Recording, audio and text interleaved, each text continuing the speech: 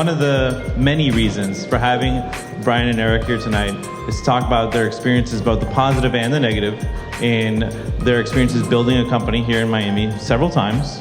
And hopefully everyone takes something away from tonight, something they can, an actionable item that they can run with and inspire them to build something great on their own as well. And make sure, if you have any questions, raise your hand. We'll make this as casual and informal as possible. And so no question is off limits, I've been told. No? Yeah? Okay. So far. So why don't you two introduce yourselves? Oh, that's fine. Okay, so my name is Brian Dosal, the younger, better looking. Here, hold this one.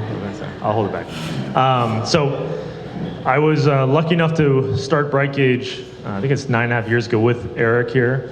Before that, we were working in our family business, and it was an IT managed services company.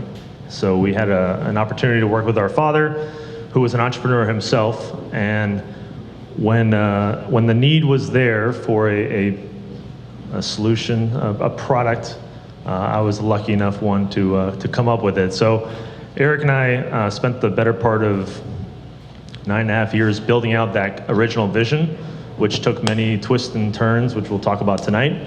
A lot of bad, a lot of good at the end there. That's why we're here today. I spent most of my time not only with the idea, but it was also, I was more the product guy. Eric is there another one joining us? Larry, are you coming up here? No, just to put the water. Oh, yeah. So from a background perspective, I went to college, I studied MIS, Management Information Systems, so I had this inclination that software is awesome. Software helps everyone. And so I had that kind of concept ingrained in me from college. Went to work for IBM, and I absolutely hated that. So I also had that concept in the back of my mind. So too big of an organization for me. That's the point there. So that's me. I'll talk more about it, but Eric, why don't you give your back? Thank you, Brian. So I joined the family business in 2002. And in 2007, we launched our first company together, which was a managed services company, only because we saw people were struggling with their IT spending. 1 month was 10,000, 1 month was 2,000. Like, how do we just make this steady and get some annuity revenue before MRR was a cool term and SaaS was a cool term? So we started that in 2007. Brian ran sales, I ran the services operations. And we grew that about 11x over a 5-year period, and we ended up exiting in 2012. During that period, Brian had the idea of starting BrightGauge, and one of the reasons and drivers for selling our MSP was funding and that sort of stuff.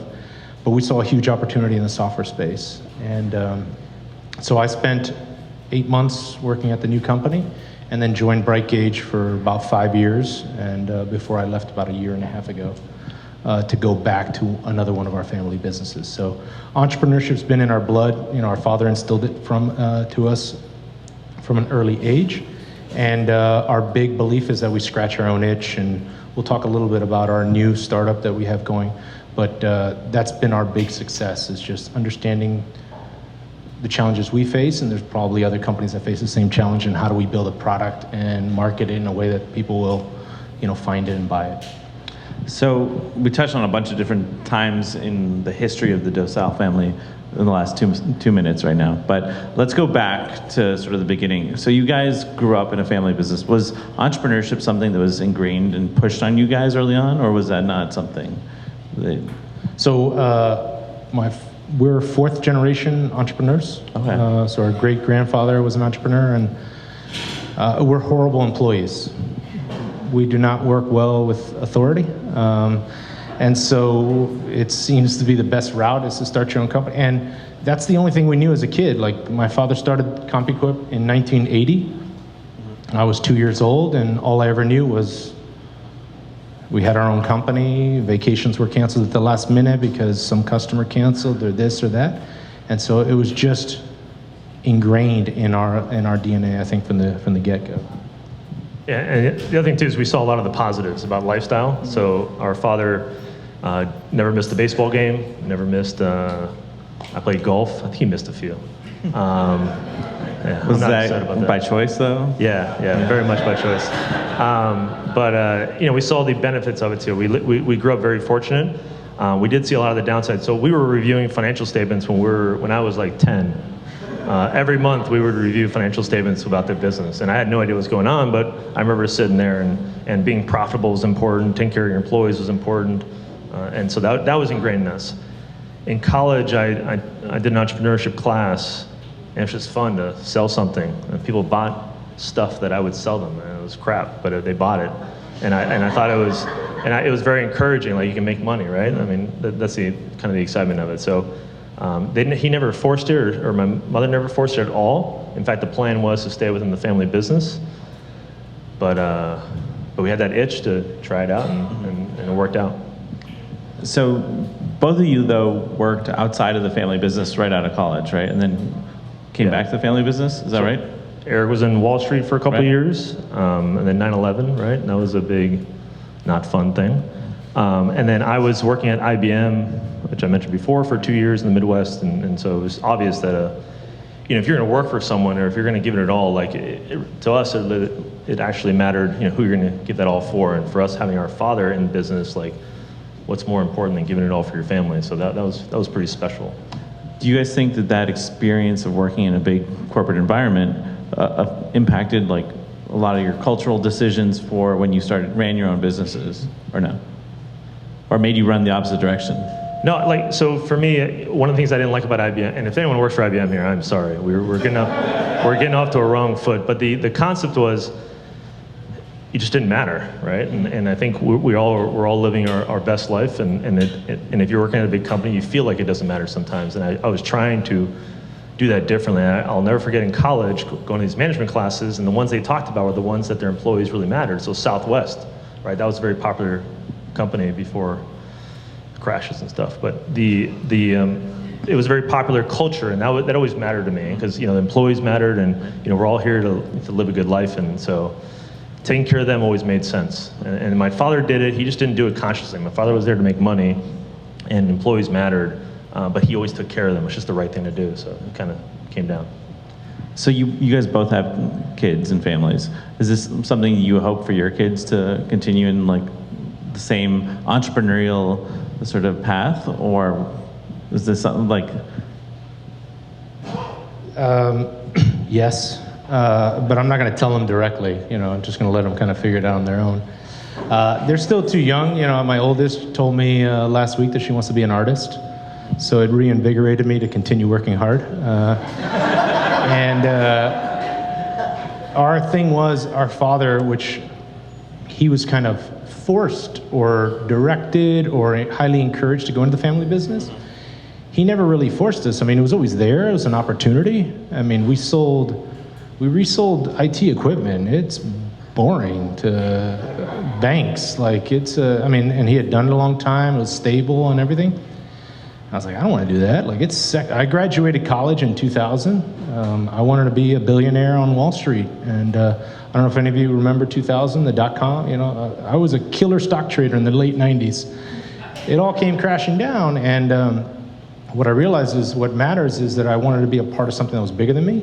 And when I worked on Wall Street, you're working for someone else. They care about your output, and if you're lucky, they care about you and your culture and what you're doing. But I really wanted to do something for me and bigger and for my family. And that's something that our father instilled in us, and so I gravitated to come back to Miami. Cool. So let's shift over now to to BrightGauge, right? So what was the sort of the driving itch that you guys had to scratch? Like, what was the sort of the aha moment when you were like, we got to do this, and you couldn't sleep at night unless you did this? Did anyone use Mint.com or uses Mint.com? All right, like 10 people. Well, 10 years ago, like everyone used it, and they sold for like 250 million. I told you the story last night, so I'll look at everyone else. They sold for a whole bunch of money, and what their value proposition was, you bring in different information from different banks, and you make it easy for the consumer to understand what's going on with their finances. Well, in the IT world, we had all these different systems, and I was creating reports for our customers, And I was pulling data from different systems, putting it on a Microsoft Word document, putting it on a PDF, emailing it out. That's the same thing right there. So it was Christmas Day, I was really bored, and I was with my wife who lived in Chicago. Long story, I was extremely bored on Christmas. Not that I was lonely, just bored.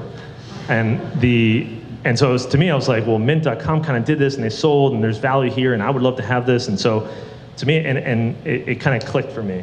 When I was in college, like I loved software. Like you just build something, it automates everything. You do less work, with a system. So to me, it just clicked. And then I remember I scribbled like 10 pages worth of nonsense. I put together diagrams and the mock-ups and all that stuff, and I pitched it to Eric, and I was like, hey, I think there's something here. Let's go sell this to the people that we know. Like, you take 500 customers times $200 a month, and we only need this amount. So the math kind of worked, and we were totally wrong on the math, but it kind of worked at the beginning. And so it was exciting as hell because I knew that we could probably pull it off. I was super naive about it, and that was to our benefit, and we were both a bit naive about it, but that was it. Like just, hey, there's a problem we have.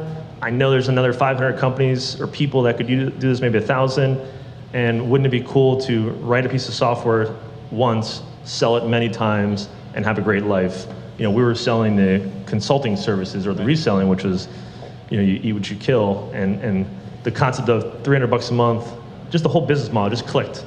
And so over the first four to 6 months of that whole epiphany, I was super excited. We were all very excited, naively so, but that was it.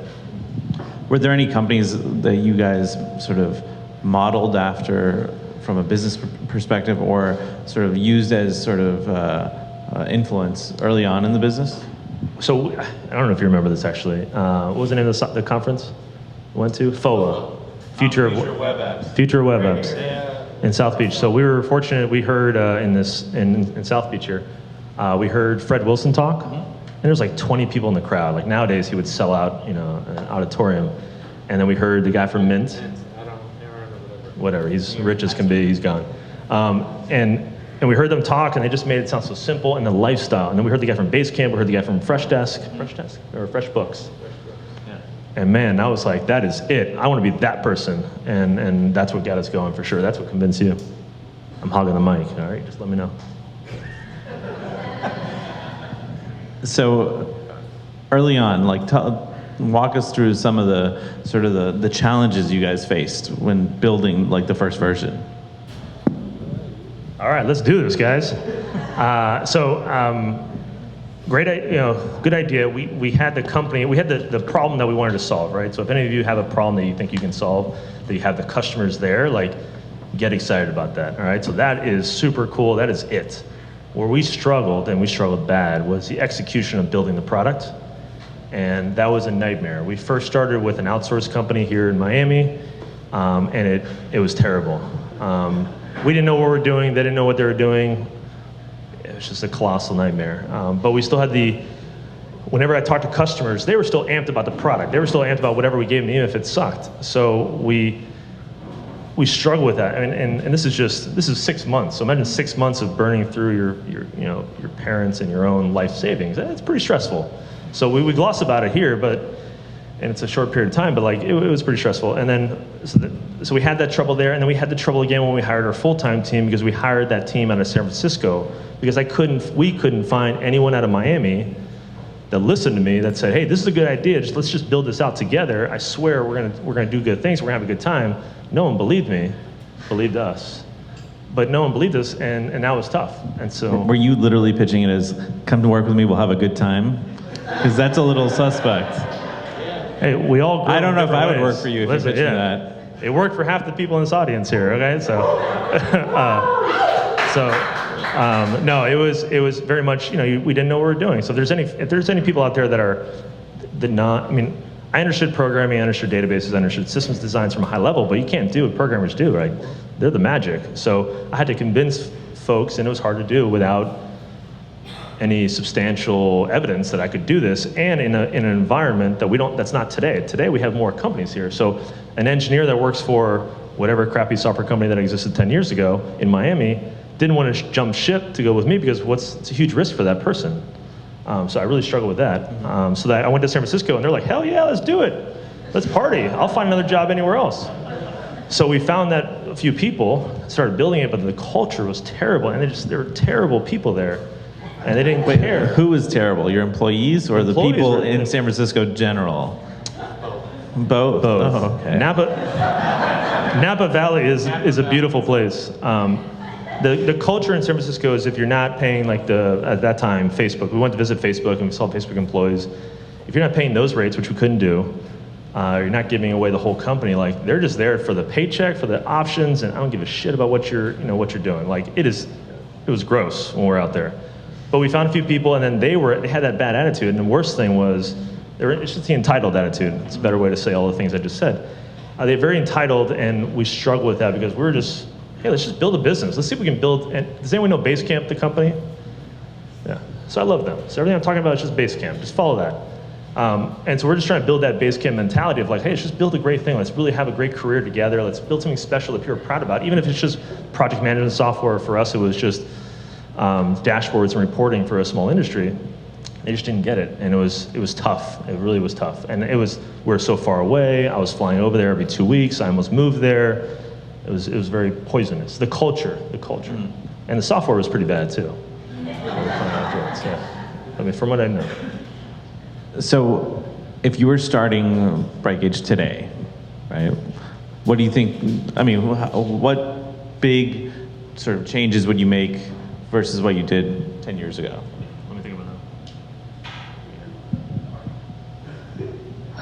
Well, first of all, we know a bunch of people here in Miami that we could hire that would save us a lot of time.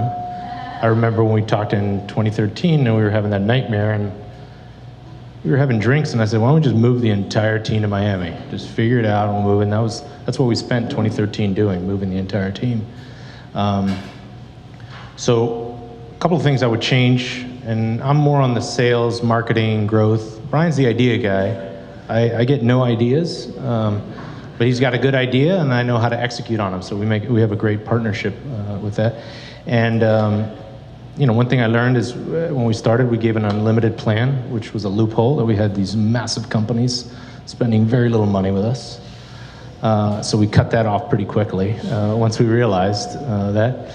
But I think the biggest difference, if we were going back, is we were not sure the type of culture we wanted. We knew we wanted them in Miami. We knew we wanted people that were friendly, but it wasn't until about a year in that we really got firm on our culture. Like, we do not have ping pong tables at BrightGauge. We do not have pool tables. We're not buying your dinner.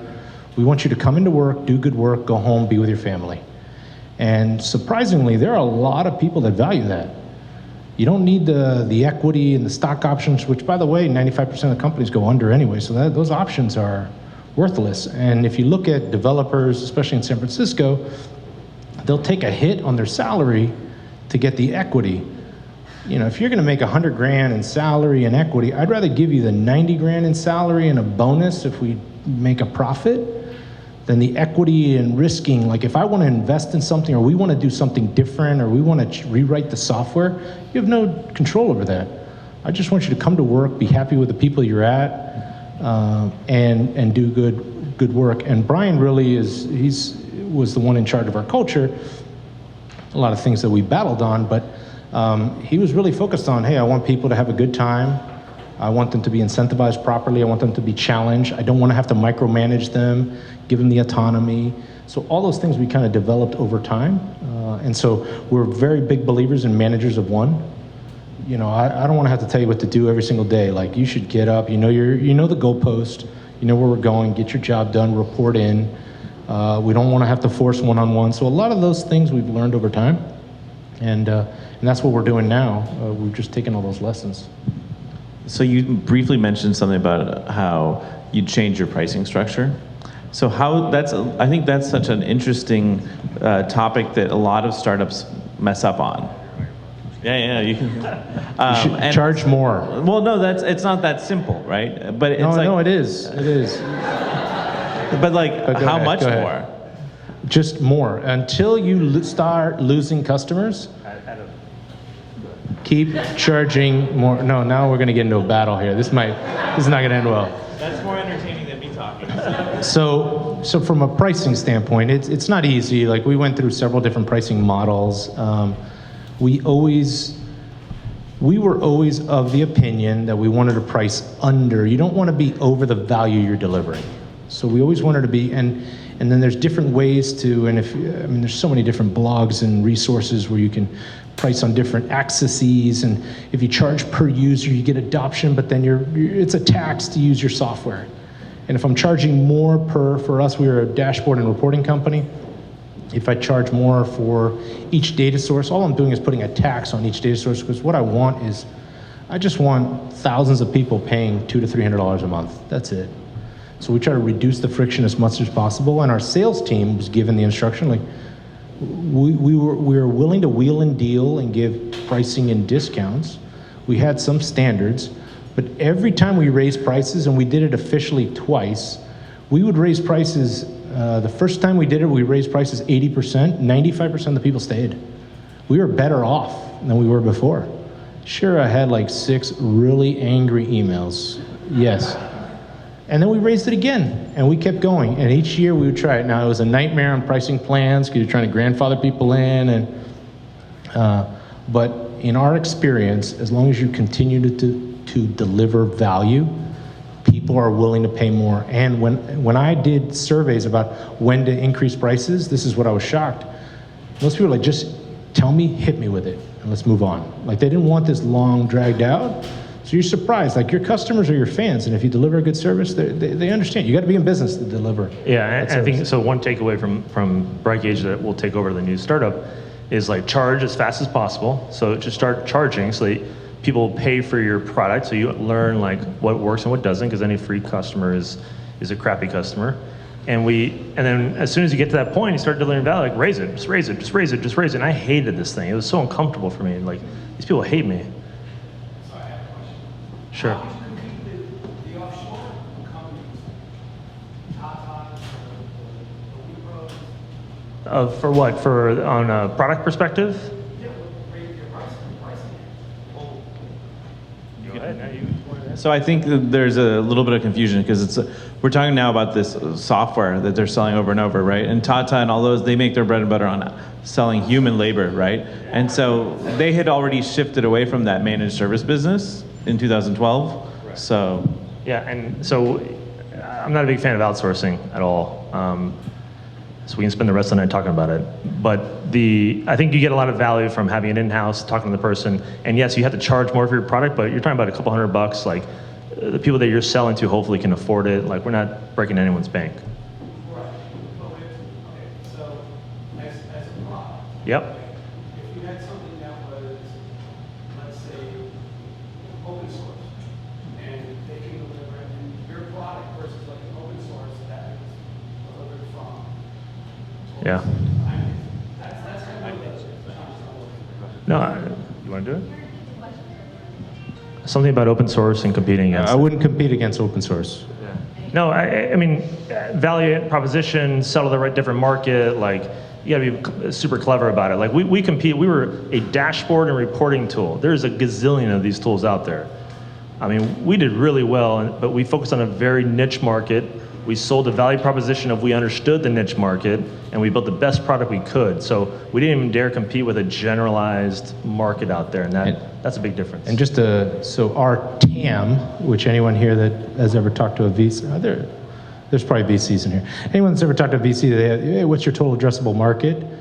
Ours was 20,000 customers. And they're like, you're never gonna make it. That's fine.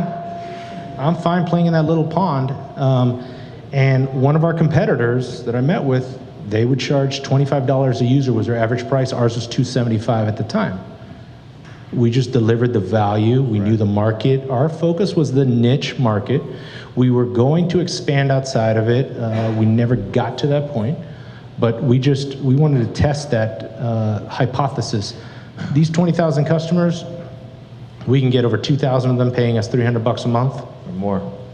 It's beautiful. That's all we wanted. And then don't be afraid to charge it too. Like, I was terrified to charge competing against Tableau, or what was another one that we always looked at. But just don't be afraid. Microsoft competed with us. They gave their product away for free $5? No, it's $5 used for premium. For the real time, like, you're talking Microsoft. We did okay. Do you know how many people had told us, like, oh, you guys are going to go out of business Yeah, you're now? going to go out of. It's like, all right. Sounds simple, doesn't it? Yeah. When you said it like that? Oh, man. Yeah, just Shoot, get that man. niche. Yeah, hit it. Hit that niche. Right. What was like the scariest moment as far as maybe not making as much money, or you guys made a mistake, or a competitor blew you guys out of something? Like, what's the scary moment for you guys? Let me start. You can finish it. So, what was the scariest moment? That's tough because again, we could spend a lot of time on scary moments. But there was a point in 2014 we realized that our infrastructure costs was scaling faster than our revenue. So the old team had set up the software one way. We were, again, I'm not the developer in this partnership here on the technical side. So every customer we had would cost us more, and so we were running into a challenge. So that was a very scary moment. And so our decision, which we did on a flight from Vegas to Miami, Super hungover, was we're going to build a brand new product. We are not going to do like a whizzy wizard, you can move over. We're going to make every single person re-sign up, and all those custom dashboards and gauges and everything, we're going to rebuild them for you. And not automatically. We're going to hire a team of interns. They're going to rebuild it. And that was the scariest. because we were at the bottom of the cash that we're going to spend. Like, sorry, mom and dad, we're going to keep working for the next 35 years. And so we were at that point, but we still had customers signing up. We didn't know what was going to happen next. That was pretty scary. That was terrifying. I'm like 20 pounds lighter, super fit right now. I don't know if you guys noticed, but it's yeah, thank you guys. But no, it was a super stressful time. Like everything coming in and like, all right, we're gonna rebuild it. We still believe. Let's keep going. There's a naiveness to it, but that was it. That was pretty bad. So I do think, just one thing to add, because this is something I appreciate about Brian. Like, Brian has a relentless, once he gets a hold of an idea or something, like you either get out of his way or you're gonna get run over. And Hell on that, yeah, right? And on that flight from Vegas, I was like, hey, we're gonna hit this mountain. Like literally, we're running out of money and stuff. And he did the math on the back of the napkin, and let's just go for it. And we spent, Larry and I were the only salespeople at the time. We spent 15 months selling a software product with no new features. People call it, hey, what's new? Nothing, man. And it kind of half works right now. So, and we survived. And that was, by the way, one big takeaway we talked about last night. As a sales and marketing guy, there is no one feature that is going to all of a sudden turn your life around. It is a collection of an effort over time. One feature, as much as you pray that when we got dashboards and instead of syncing 30 minutes, it was real time, all these people sign up, that's bullshit. It was just the collection of it all and the value that we were delivering. Now, obviously, once you're at this stage, it's different in terms of making decisions. A, about raising money, and B, about attracting investors. And actually, I should say C, about attracting talent. But at the beginning, like once you ran out of your own money, if you ever got to that point, how did you go about attracting, if you had to, investors? How would you go about doing it? Now, obviously, you now have an established name. How would you go about attracting money now? And how would you go about creating a valuation over a concept That's right. to raise money? Are you running out of money right now? Not exactly. Okay. I'm looking- Theoretically, yeah, just in case. So we were getting close to that point, and we had no intention of raising outside money. It was like, this isn't working, right? Like, this is not gonna. We're just gonna stop. That would have been super depressing. But so we're almost there. We didn't worry about it, but like, we still had customers signing up. As crappy as the software, as hard as of a time we're having, we still had customers signing up. And some of them were leaving, but I think we're still net positive every month. It just wasn't fast enough for what our burn rate was. So having that was my kind of like, no, there's still something here. You just got to get this thing, got to stop messing up.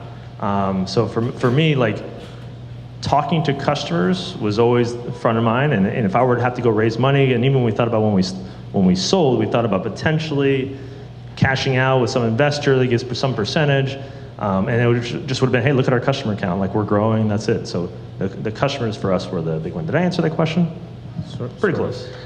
So we never looked for outside capital. We always went, which there's a pro and a con. Like, mom and dad funded early on about 50% of the company. We funded the rest of it.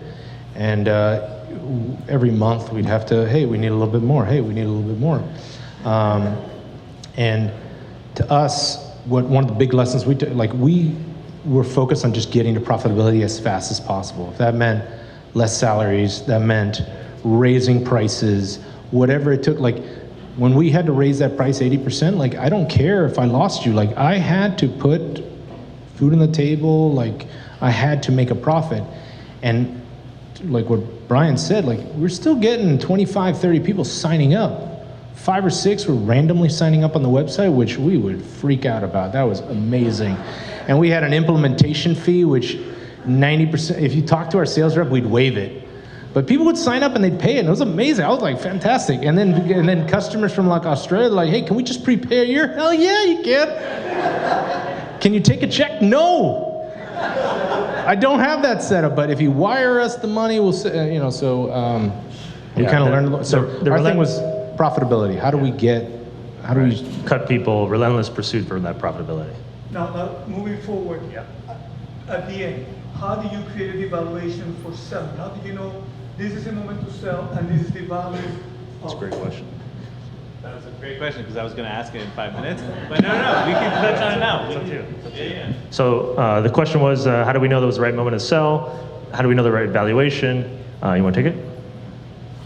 No, go ahead. So I had my second child in August, and so I was super distracted. And Eric's like, hey, let's sell this thing. All right, I'm going to send an email to this guy. And that was it. Boom, done. But the longer version is, we had, it wasn't in our game plan at all. Seriously, my son was born August 4th, and that was the last thing from my mind. We were growing 50 or 60%. We're having a great time. Like, I love and loved BrightGauge and everyone we're doing. But the wins were going, like, the multiples right now are crazy. We're growing 50%. We had multiple people asking about it, and someone that we knew, I don't think he was in the crowd, but we got wind and they raised money at a ridiculous valuation, and their product was, is he here? Subpar. Sorry, whoever is here. Now I'm dying to know. Yeah, ask me later. So, and so we said, wow. So Eric was smart enough to say, like, hey man, maybe this is our time. Maybe this is the kind of like the right moment. And the other truth was that the next chapter of this company was a big growth. We're 35 people at the time we sold. We were approaching like 9 million ARR. To get to the 20 and 30, what we wanted, it was going to be opening the London office. It was going to be hiring a much bigger team. I don't know, you guys can tell I'm a casual person. That doesn't sound like much fun to me, to like travel all the time and open offices and glad handing and hiring people. So all those factors kind of said, all right, maybe this is the right time. If there was enough money with the right deal, then we'll take it. And it was enough money. I wasn't a part of it, which was a big part of me. I couldn't continue on in the company. This is my baby. It was hard to let go, but I wasn't going to pretend to not let go. And then it was all cash up front. So. Yeah, and the other thing, we were very realistic with what we want. When we started the company, we had a number in mind, and we set out to reach it. And our goal was to exit in 2020. That was our plan. We had discussed, and the market just kind of started getting if you remember back in late summer, things were getting a little challenging, and we did have a couple people raise money at some pretty high rounds. So I said, let's have a conversation. So we closed our deal December 12th. And for those of you that invested in the stock market know, December was a horrible month. So the world was coming to an end, and timing was great for us, but we were not greedy. So one of the things we've learned in selling our businesses is you cannot sell when the roller coaster is coming way down. You gotta give the buyer a little bit on the upside. So you have to be realistic with that. And so we had set a number. Brian, when we met, set requirements. I'm not going. I'm leaving the day it closes, which the last time we sold, that was a deal killer, but I was like, all right, we'll try it. And we went through it, and we found a partner that we had been talking to over the years. that was really interested. And the other thing was that it wasn't going to be a company that was just going to destroy what we had built. They really wanted to build it out. Now it's going to be different culture, a lot of different things, but they weren't just going to dismantle, which is the same exact thing we did in our last sale, where 98% of the people were still there a year later. They just wanted to take what we had and just blow it up. We did not want to blow it up. And actually, when we met with their management team, and Brian said the same thing he just said, like, I don't want to fly to London and all that stuff. And the COO says, you mean you don't want to have my job?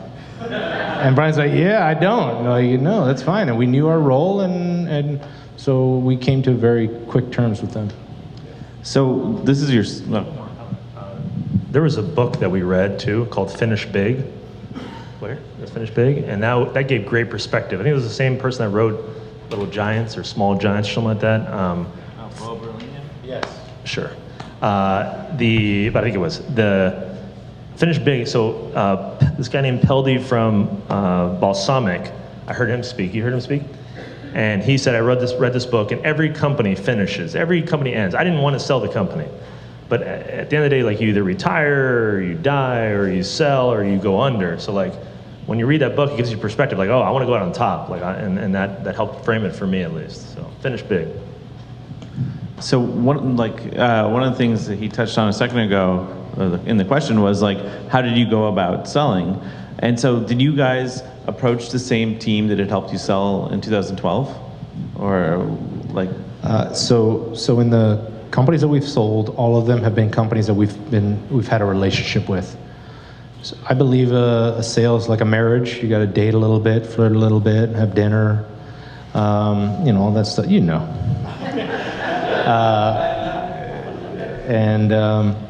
and so we knew them over time. Now, the two companies we sold to, both of them were always backed by big companies, so we knew pricing and finances wasn't an issue. We knew there were big companies that wanted to get into our space, but in particular for BrightGauge, the Continuum's a $130 million company. They're backed by Thoma Bravo, which is like $15 billion private equity company. They were in our space, they wanted to invest, and they wanted to take our business and make it a $100 million division of their company. So it made sense. Now, we had a conversation with them in 2013 where they offered us, I think it was like 300 or 400,000. Yeah, something like that. It was a beautiful number back then. When we were drowning and we were like struggling to figure things out. And then they came back a few years later, and Brian always kept a relationship with their head of corporate development. And they came back a few years later, gave us another offer, and we always just kind of talked and stay in touch. And that's something I recommend to everyone here that eventually want to have an exit. Every business has a cycle, as Brian mentioned, and at some point you're going to want to exit it. And having those relationships are extremely helpful to shrink the timeline of what it takes. Yeah, to get it done. and to keep I know your question was like the team that we helped support us, and to keep the team out. So you have bankers and you have attorneys. What nice things can I say here? The attorneys are the most important. Attorneys are most important, more important than the bankers. And so we found really good attorneys. Cooley was the name of them, out of DC. We spent a fortune on it, but worth every penny. And we hired bankers because they helped legitimize the sale. Felipe, if you're busy, go ahead and take a call. If you got to take the call, go outside. This is a customer he's probably talking to. Yeah. So we took that seriously because the buyer was going to take it seriously. So we hired bankers, and we did the whole professional thing, even though we had a relationship with the buyer. And the relationship with the buyer helped us during those very difficult times when you're selling a company, when you think things are not going to go through, to have that relationship that's beyond the banker, that's beyond the attorney. That makes a huge, huge difference. And I mean, there's some tough conversations that we had, like, hey, I mean, there's a lot of money on the line, lifetime money. And to be able to have a relationship with the person that's buying the company that you believe in, they believe in you, while the attorneys are just crushing each other, was very, very helpful. And so we did have that representation, and it was important. The bankers just legitimized what we did, but we can't stress enough how important that. I mean, you get to a certain size, you're selling it for $1 billion, maybe you have bankers. Is that the number? Just kidding. It's the only thing we can't tell you is the number, but we did great.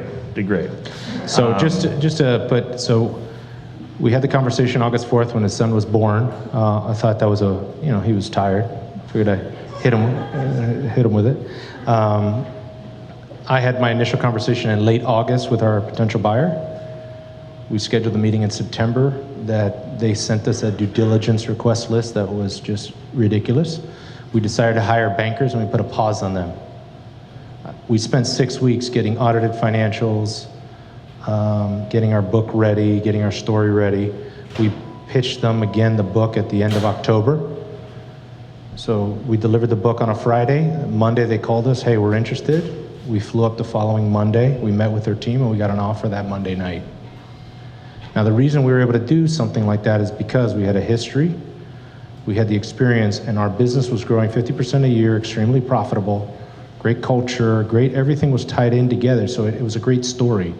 We're not bleeding money, we're not like, you're not looking for so our deal was a very condensed, and we ended up closing, 5.5 weeks later.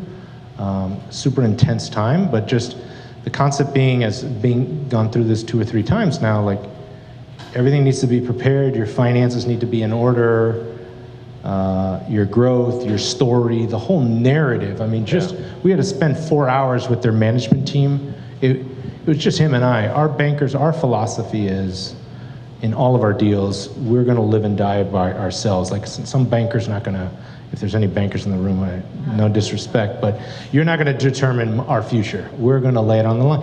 And the reality is, after being through this and also acquiring companies, nobody knows your company better than you. So if you got your narrative right, you got your story right, this is what we're doing, this is our growth, this is our trajectory, and it doesn't have to be perfect. We had 6 or 7 different growth angles that we were going after, told the story, they understood it, right partner, good history, and we were able to put a deal together. Sure. Was there any fear that the deal wouldn't go through, but they would know your strategy because you opened the kimono, so to speak? Yes. But so here's another thing that we've learned. Right now, I could lay out our entire playbook of what we do, how we do it. It's about the execution. Yeah. Him and I and the team that we build around us are going to out-execute the competition. We have confidence in that, and we proved it. Like the reason that I like having those conversations with these companies is they see you when you're $500,000 in ARR, you're $2 million ARR, you're $6 million ARR, you're net. Wow, you guys know what you're doing.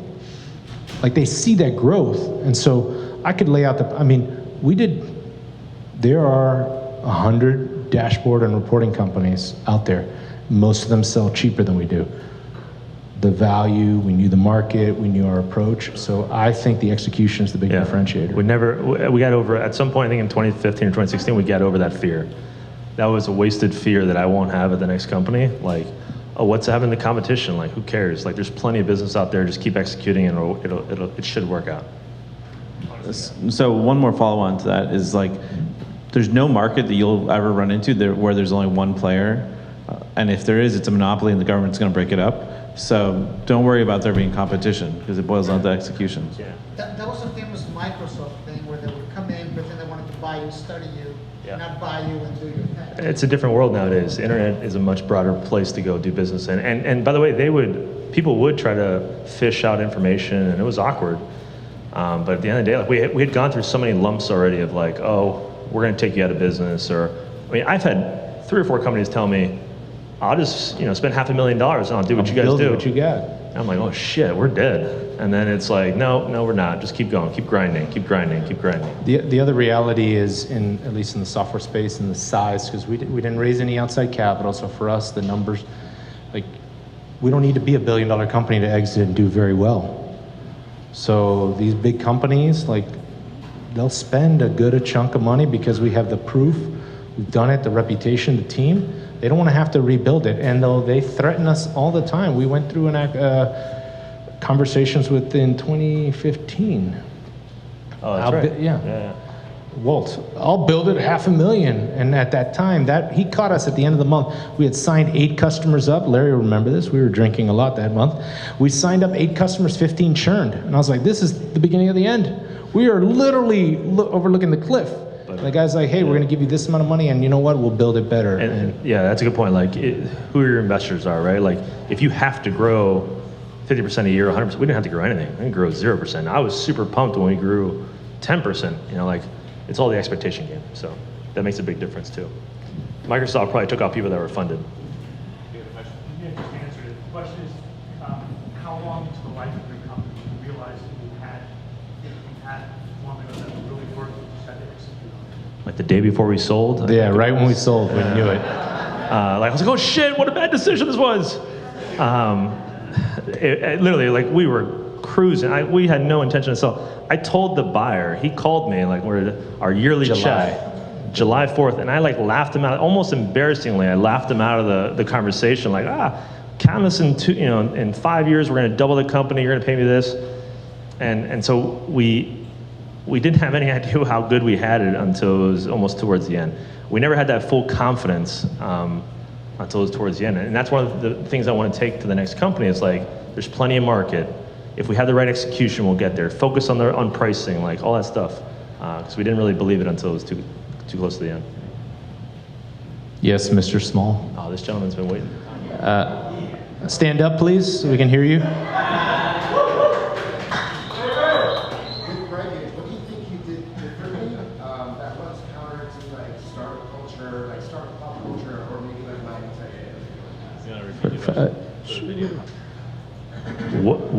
Is that you were baiting me into this question?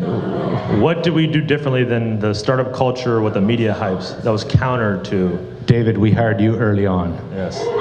Question number one. Yeah. That was the secret to our success. So and David knows this really well. We were trying to build a real company, not build a startup. I still cringe when we say it's our new startup. I feel like an idiot. We're trying to build a real company, and so we try to depress all those thoughts of what a startup should be, celebrating a raising of money. I didn't enjoy taking money from my parents. I didn't enjoy spending our life savings on it. So kind of depressing those feelings and saying, hey, we have to get to profitability, we have to run a real company, we have to take care of our employees, and in a way of like, I'm talking to you, you know the answer to this. The work-life balance, right? The startup culture really promotes that, hey, just give it all you got 24/7. I mean, everything, all-nighters, and we were just like, no, that's ridiculous. I don't want to do that. So just trying to be thoughtful, enjoy the business model that the tech world provides, which is you don't have to go grab a bag and go sell customers and go walk into Royal Caribbean Cruise Lines and plead for a big contract. Like, so enjoy the business model that tech affords, especially the SaaS model, but not overdo it where you're just wasting time on ping pong tables and all-nighters and waffles and stuff like that. So I also think Brian did a great job in communicating the culture and what we were building and bringing the team together, whether it was happy hours, celebrating our victories, and like it wasn't about the stock options and the exit. It was about having fun building something, and having built several companies, the journey is what's exciting. Like any founder that tells you that it was amazing, the sale process, it's horrible. Like it's super intense. Yeah, it's great when you get the money at the end, but if you survive to that point, but it was about building it, and we were excited. And our mantra was never regret a Monday. And every Monday we went to work excited, and there were 34 other people that showed up every Monday, super excited about getting work done. yeah. Listen, the SaaS model, and I don't know how many of you are in the SaaS, traditional SaaS model space, it's phenomenal. Once you get to profitability, they pay you a certain amount of money a month, and it comes in, rarely do they leave, it grows every month, for the most part. It's beautiful. So you get over profitability, like life is good, so enjoy that. Like I was home with my kids, I was home with my wife, like it is amazing. So you don't screw that up, but you just don't, over celebrate it. And by the way, I talk to founders somewhat often, and they tell me, hey, I'm looking to exit at whatever value. I want to be the biggest company. It's like, how about being a $4 million company and making $600,000 a year with thousands of customers all over the world that you don't have to worry about one customer taking you out? Like, how about that? How about working in Europe for 6 months? Like, why do you need to be Instagram or whatever? Like the whole VC back, again, no disrespect for the VCs out there, the whole VC back, and I got to grow, and like we never wanted to give up control. And if we were growing 50% a year, but if we grew 10, I'd be fine with it as long as our costs were less than our revenue. Like we're totally fine with it. We were investing, we were doing our thing, we were in control of our own destiny. So what do you guys think is the worst piece of advice that anyone gave you over the years? growth at all costs was one I got. You know, just keep growing. I really think it was around the economics of our business was probably the worst advice we ever got. And if you read the blogs, the CAC to LTV ratio, you know, like Lyft or Uber, that's $3 billion a quarter and they lose $1 billion a quarter. That's awesome, $100 billion valuation. Eventually, capitalism requires a profit. Like at some point, that will all come to roost, and it may not be in the next few years, but one thing that our father taught us, if I get profit every year, I am in control of my destiny. And if my team is motivated, incentivized, they're excited to go to work every day, then I have control of my people, I have control of the product, and if I'm making a profit, like everyone can have a great life. But this growth, like we were 9 million ARR, like we did not want to be 20. There was no reason to. It was the TAM, right? Total addressable market. Like, oh, we don't have a big enough TAM. We stress so much about this, like tons of meetings unnecessarily about total addressable market. Like just sell your product, find the niche market, try to get the profitability, go from there. Just that's the opposite of what we were told. Since you guys didn't have VC funded, so you were potentially profitable, how did you decide between sort of putting money back into the business versus sort of distribution? So one caveat. First thing, yeah. First thing, just because we're not VC funded, I mean, you can be profitable and VC funded. So, so his question was, since we weren't VC funded, how do we decide to put money, whether to put money in the business or not? We put money in the business until we got to profitability. And then we paid back our investors, ourselves, mom and dad, and then ultimately was to take out distribution. So everything was about driving towards that profit number. The moment we were profitable, we were in control. We could do whatever we wanted. It was a hard discussion too at the end there. Like, you know, there's a whole ton of cash. What do you do with it? You put it in the old pocket, or you got to go hire more people. Hiring more people wasn't very exciting.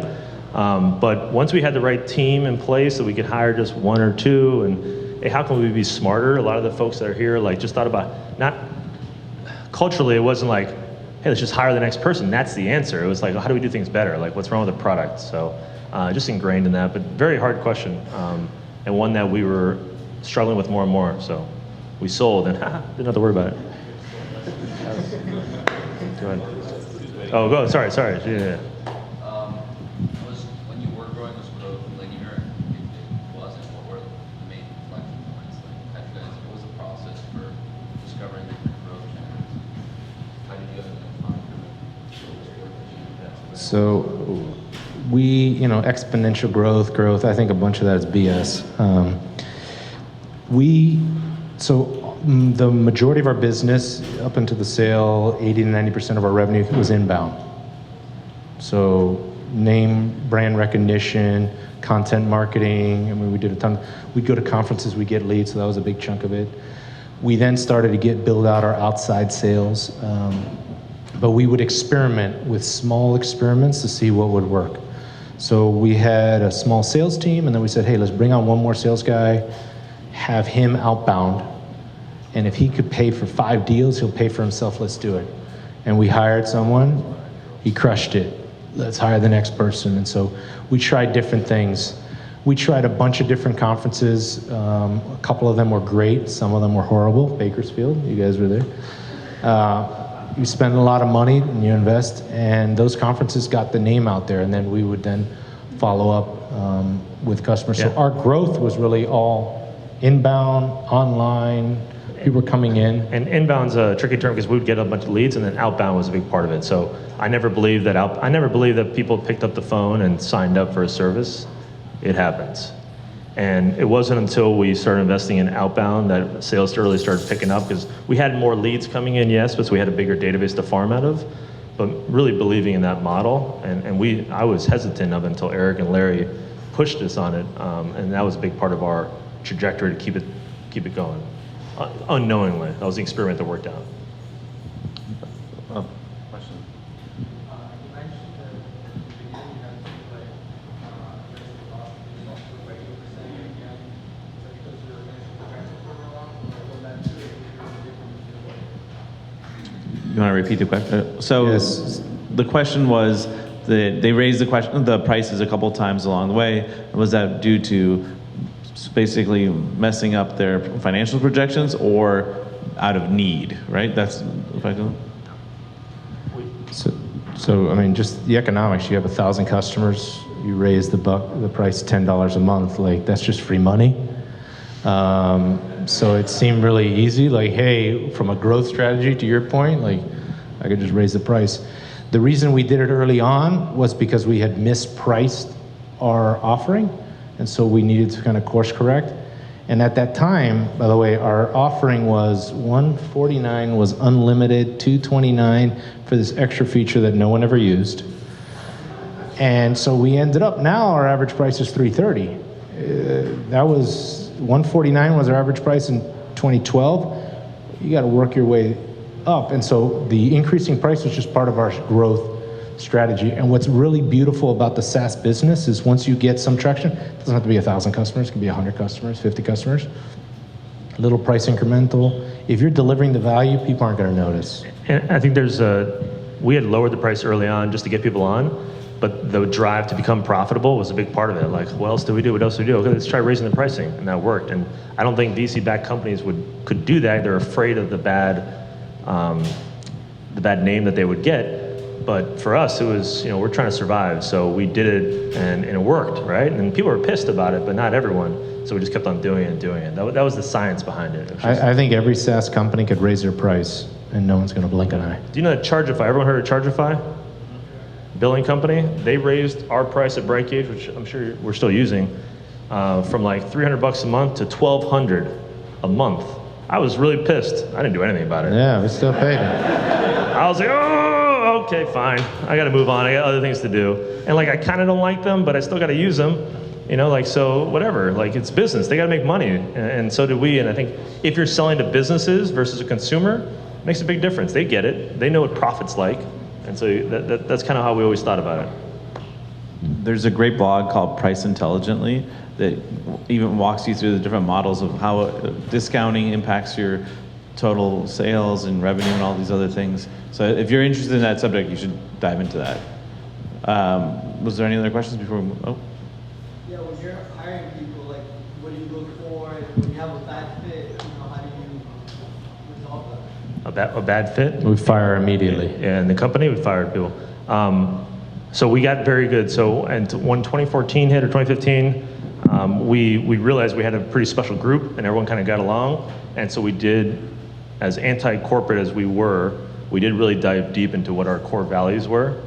And like literally, I still makes me want to puke a little bit when I say that, but it really does work. And it was humble and passionate and good. That's all we wanted, was people that were super humble, someone that were really passionate about everything they were doing, including being with us, and good person and good at what you do. And those are the three things that made a difference. So it made it super easy to hire people, and it made it easier to let go bad fits. Even the people that we didn't want to let go, when they didn't fit that thing, you're like, we can't go back on it. But understanding what those core values to the company, huge thing, huge. We also our interview process, you would interview with teammates and then your manager and a couple other managers above, and then after we finished the interview, we'd all circle up, we'd all vote, and if it wasn't unanimous, it took a big conversation to bring you on board. So we had everyone looking at you from different perspectives. Yeah. So it was like a 3-hour interview in our office. Core values, I'm telling you, if you understand that and people believe it in the company, HPG. huge.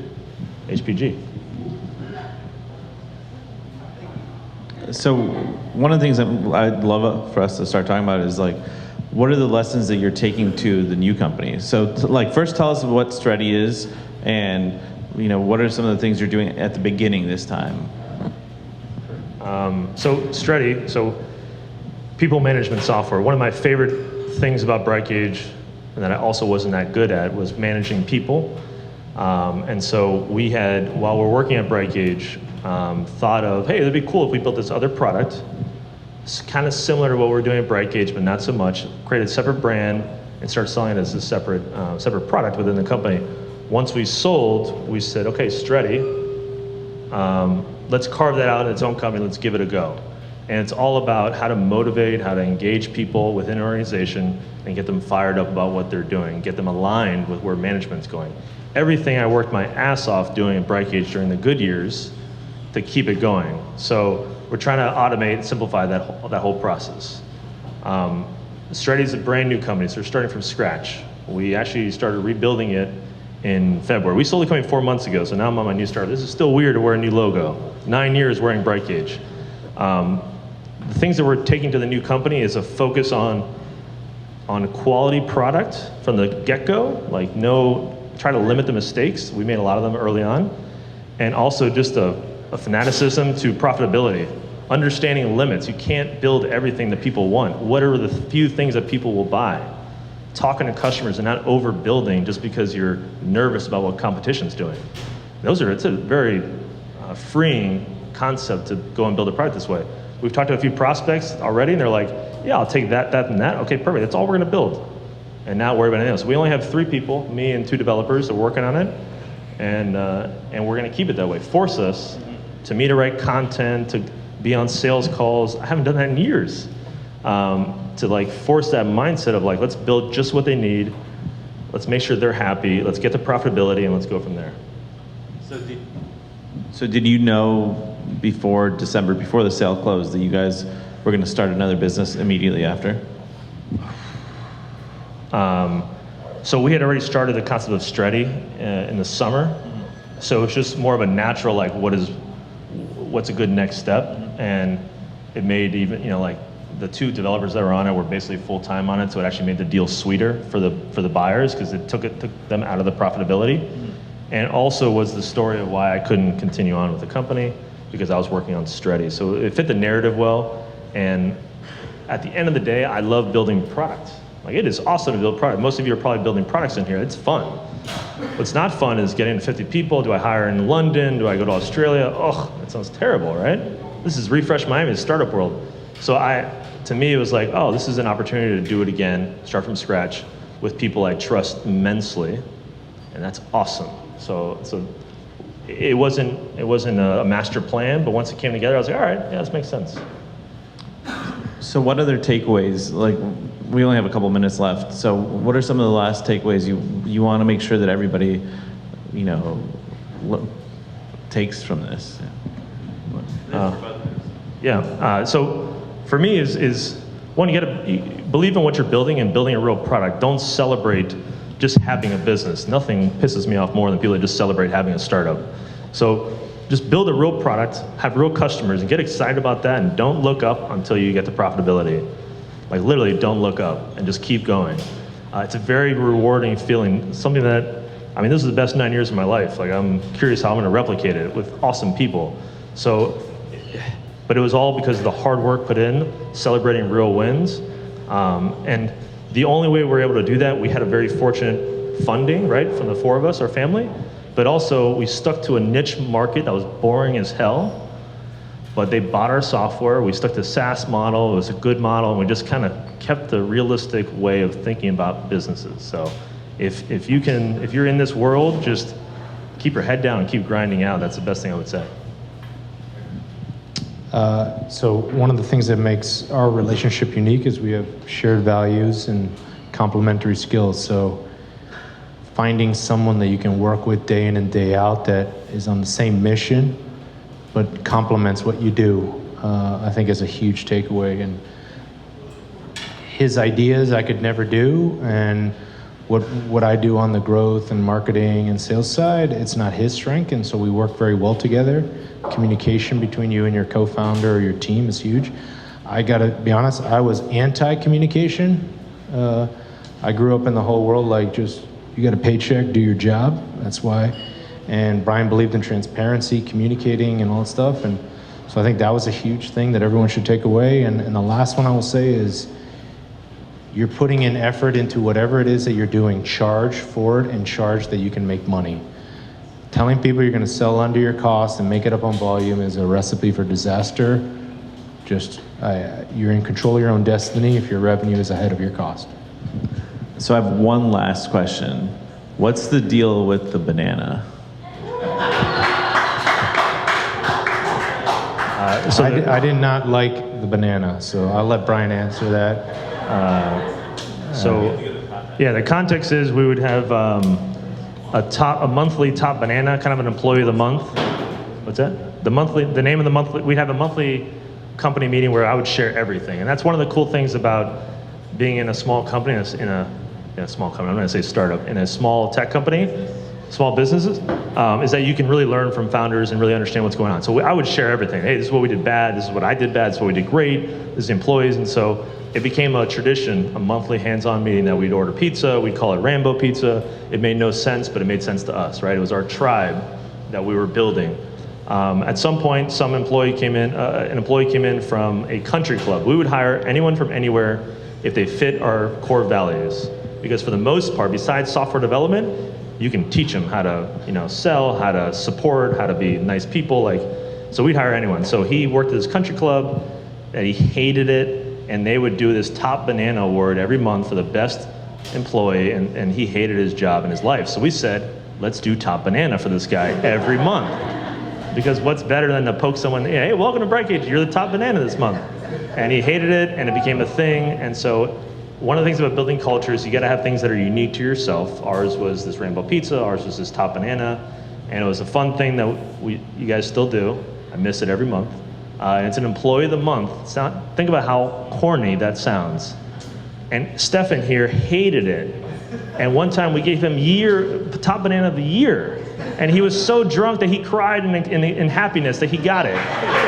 That's the type of culture that just, people rally behind. You don't have to do ping pong tables or equity or things like that. Just get people into what you're doing and be genuine with it. And our top banana, which is on Instagram, and it's ridiculous, is part of our culture. So, go ahead.